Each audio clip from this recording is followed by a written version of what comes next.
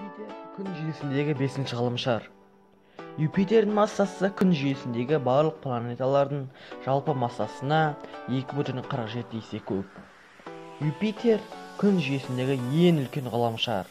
Телескоптың пайда болуы бұл планетаға қатысты көптеген деректерді білуге мүмкіндік берді.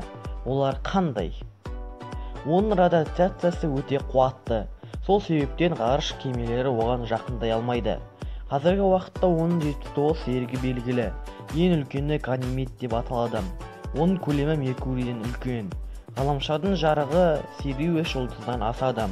Оның аспаннан телескоппен немесе бинокльмен байқауға болады. Ол сутегі және гелийден тұрады. Марс және Сатурн арасында орналасқан. Юпитер ежелгі Римдегі құдайдың аты. Юпитердің массасы күн жүйесіндегі барлық планеталардың жалпы массасы. Оның күшті гравитациялық өрісі комет және астероидтарды өзін тартып алып, жерді қақтығыстан құтқарады.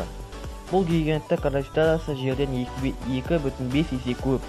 Салмағы 100 кг. Адам Юпитерде 250 кг болады. Планетада болатын дауылдар 4 күнге дейін созылады, ал олардың жылдамдығы 500 км/сағат. Көлеміне қарамастан ол ең жылдам айналатын планета болып табылады. Оның радиациясы өте қуатты. Сол себептен ғарыш кемелері оған жақындай алмайды.